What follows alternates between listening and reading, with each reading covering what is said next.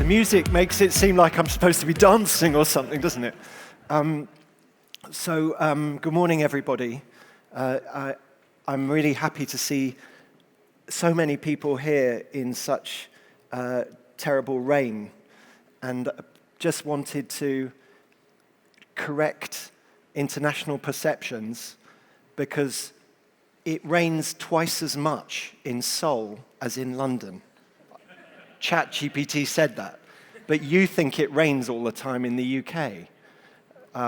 That's not true. Yesterday was about our perceptions, walking around and looking at the world that's increasingly being built around us. It was looking through eyes to see what we all thought about it, and it was also looking at the science. So yesterday was all about what's the problem that we're all here to solve and make real change. And I sensed a big consensus around that. And today really is about where do we go? What are the solutions for this? And so it seemed talking about how do we become a good ancestor might be a good way forward, because what the challenge is not what do you think and what does your friend think and what does the journalist write in an article. What I think we learned was that our challenge is about the demolition. How do you make things that society cares enough about? And that's not even society caring about it now. For a residential project here in Seoul, in 28 years, which is the average age of that residential building, what will be the climate of thought around that project? So I was trying to imagine, we started working out the 1,000-year building, and the slide got so boring and repetitive, going great, great, great, great, great, great, great, great, great, great. But to get what will our great, great, great, great grandchildren, people who you, in fact, your great grandchildren, not mine, people who have never been to a lecture about why a building is good, who've never read a book about why that particular building is good, but are in part of the societal atmosphere that decides whether things get repaired and adjusted or adapted or extended, but critically not demolished. And we know that this amazing, effective, get things done mindset of South Korea has been the engine of the economic growth that's been so phenomenal. But the dark side is if you make things where you prioritize only spatial efficiency and you prioritize cost at the expense of everything else. As we discussed yesterday, the challenge from an environmental point of view is off the charts. It's literally yesterday you saw the mayor of Seoul showing how big that impact was by pulling out that diagram that someone had made from the book, which was 10 meters longer than this teeny-weeny little book. So the gravity of this is massive, and it's the dirty secret in construction that society doesn't really know. And if society did, I think it would affect our passion together and the power of the societal conversation. And the classic one, and it was so fabulous yesterday to have Richard and Midori as property developers speaking about the money side, because the mindset we have, just like people think that it rains all the time in London, and it doesn't, it's the story always goes is, oh, it's just too expensive. It's just too expensive to make buildings like that. But actually, that's the same mindset that says it's too expensive to make food that isn't fast food, cheap food that's not good for our bodies. But we've had those buildings that are not good for our brains.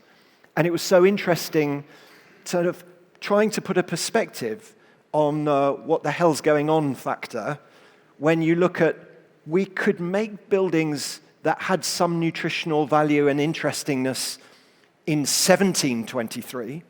We could make buildings that had some engagingness in 723.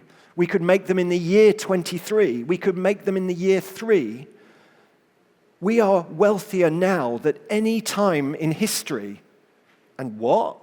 We can't afford to make buildings engaging. And it's interesting, a researcher in the US, Michael Benedict, put it very well. He said, the buildings that people prize today, the ones we sigh and say we can no longer build today because they would cost too much, were not cheaper to build back then. Indeed, they were relatively more expensive to build back then. And they absorbed proportionately more of our then wealth, time, and income. What he's saying is, as a society, we choose where we spend our money. And we have got into some groupthink where we choose to think that we'll spend our money on our car or our phones. We've chosen to spend it on all these other things and not on one of the key things that is having a huge impact, as the scientists and researchers showed us yesterday, on our brains. So it's a choice we make. We didn't have roads in the past. We didn't have cranes. We didn't have lorries. We have technologies now that we didn't have in the past. Labor is more expensive now, certainly. But it's about a choice we make. And it's so expensive to make buildings that we demolish in 28 years. It's like unbelievably mad to do that, the amount of carbon. So some examples from my own studio's work were things like this grain silo in South Africa, where we were given the option to demolish it. And the city didn't perceive it as having much value in Cape Town. And this building was made from gigantic concrete tubes, and its plan was just circular, and they needed square galleries. So all the argument was, knock it down, get rid of it. But the amount of carbon in that building built a century ago seemed bonkers to knock it down. And you could say, oh, it's ugly, but it's interesting. Is it really ugly? It's engaging. And so we turned it into Africa's first major contemporary African art museum.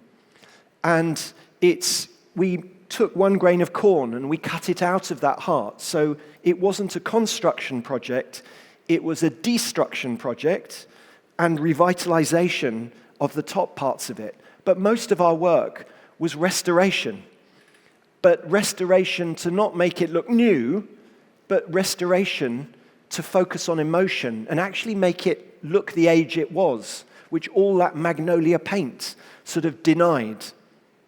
We also worked on a project in the UK in King's Cross where we took a pair of buildings where the trains from the north of England, where it rains less than in Seoul, came on and they would drop coal onto the carts, which the horses would bring around London, dropping the coal, which was the energy source for all the houses. And the problem was, this was all the wrong geometry for making a place that brought people together. And so we focused on trying to cherish this, but adapt it so it would have an energy that brought people together socially. And so this funny, in the center of London, little 2-story project, we added a 3rd story, and allowed those two. We found the original quarry where the stone for the roof had been quarried, and we went back to that quarry 180 years later and made a place and used that as a focuser and a sort of sense of a central point where you would meet your friend or your grandmother, but also put love into details like lift buttons that are like belly buttons and things that would be fun for children and the child in all of us.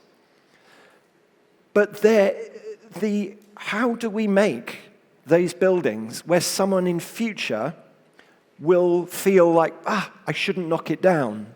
And there are so many examples where the past doesn't need to hold back working and creating new futures.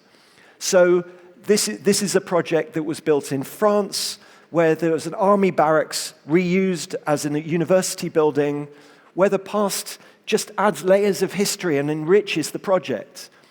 In New York, Foster and Partners took an existing building that had been planned to be extended a bit and extended it many stories.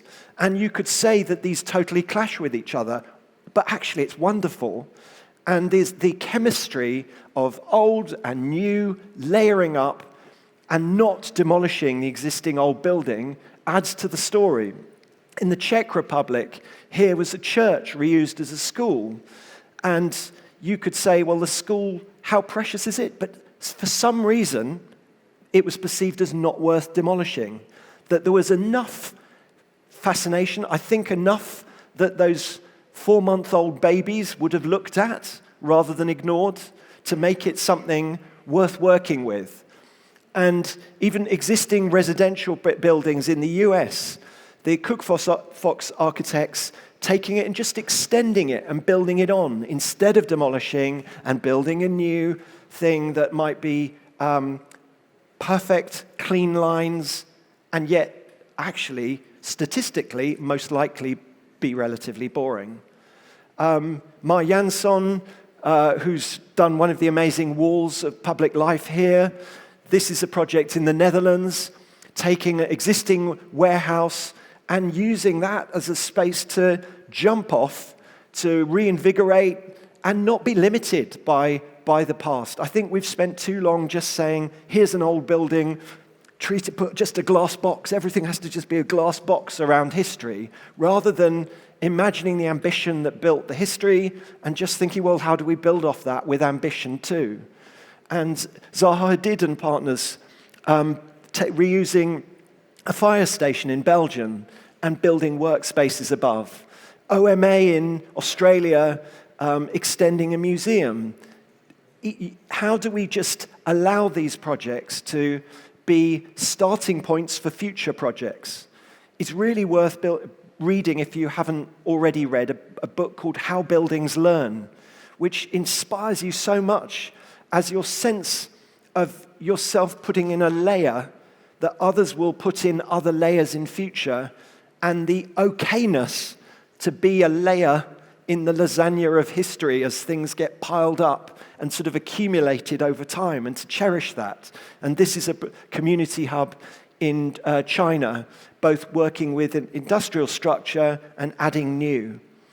So there's something, Leiby is here from the Singapore Urban Renewal Authority, and we've had some really amazing conversations.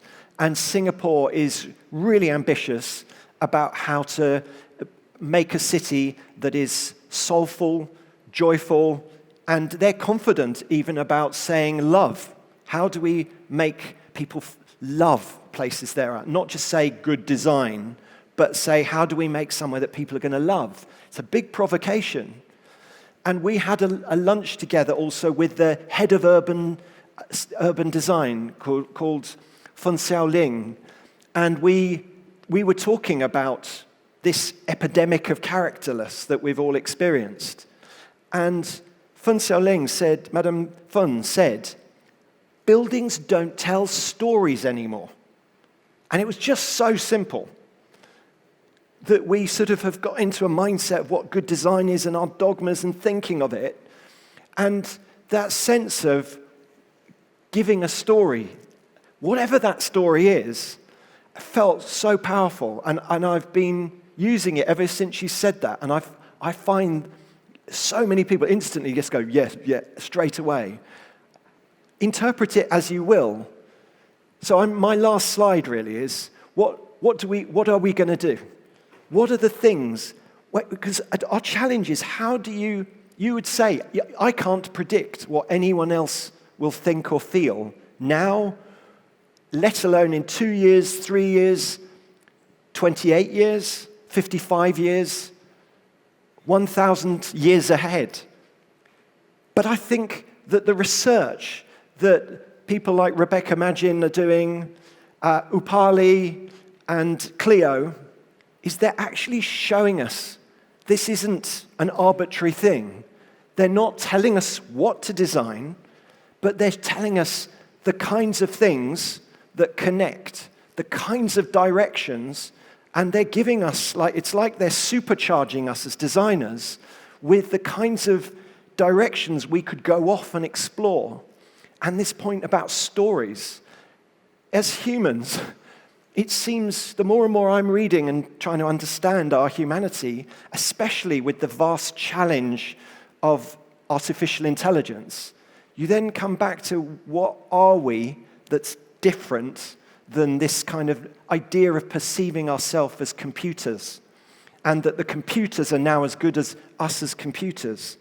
But those computers actually are different, and they are not storytellers, and we are storytellers. We navigate sort of all the world actually with our emotion and our stories. And so we have to build those stories in, and I know that it's doable. And the kinds of things, this is a dumb list, but it's just a kind of checklist. But first of all, it must start with a mindset of this shifting away from a prevailing attitude that me and my team have seen again and again in the last 3 decades, which is a mindset that the public are ignorant, that they don't understand, and almost validation. If people don't like you and like what you do, you must be even more right in some way. Rather than the mindset, I think my suit from yesterday said it somewhere, about public service. That how do we see ourselves as actually being public servants, and that putting ourselves below society. And how dare we think that people are ignorant, and that if only they'd been to university like we had, then they'd realize how good what we're doing is. No one's going to have come to your lecture, read your book. Everyone is intelligent, though. Almost everyone I've ever met is smart in one way or another way. And those are the people encountering what we make. And that mindset of saying, I know we have a customer who's saying, give me meeting rooms, give me a nice big lobby for my artwork, and give me boardrooms, and give me an auditorium for my lovely, cherished workforce, or whatever that is. That's your customer who pays your fee. But we misunderstand our societal responsibility when we forget we have 2 clients. We have the customer client, and we have society. And we need to justify and really imagine how our other client feels, the client who isn't speaking to us. And it doesn't mean you have to speak to everybody, and you can't make everyone happy. But you can be passionate and care also 50%, just as much as you do the other client, of what are you giving? Are you a giver in what you create? And so things like how, as a mindset, can I do something that's more public? How is this generous to a 14-year-old who will never work there, who will never live there, who will just go past? And it appears from those 4-month-old babies, who you can have an argument with if you really want to, that actually the word ornament is in there somewhere. Call it visual complexity, whatever you want. But there's something in there that we have to find a way to embed in our projects. Call it detail instead. Call it manufacturing techniques, but our eyes need it. It's like the nutrition we all need in our lived experience. And Fun Xiaoling, Singapore Urban Renewal, get more stories in there, figure it out. There must be a way. What is your story as a giver when you create buildings? And let's stop this attitude of this seriousness that makes a miserable kind of self-atmosphere. We are responsible for safety. That is a massive factor. We are responsible for using money effectively and never wasting anything. We're responsible environmentally. We're responsible in so many ways. But that doesn't mean that you can't have a twinkle in your eye, a smile in your face. And I think that Richard used the word, make a place that fizzes. Like, make a place that makes some people fizz, some little thing jump in their heart. So, and finally, clue, just use some nature. It's full of visual complexity already. It's full of awe already. You don't have to do all of these, but it's another one of those kind of things that really just look at the places, listen to the places that people like, and they tend to have a bunch of these things. So today, I'm really looking forward to all the inspiring examples that you're going to hear about and futures, and then us all as ambassadors, really, of how we can make the world more joyful and engaging, more sustainable. How do we do that? That's what today's about. Thank you, everybody.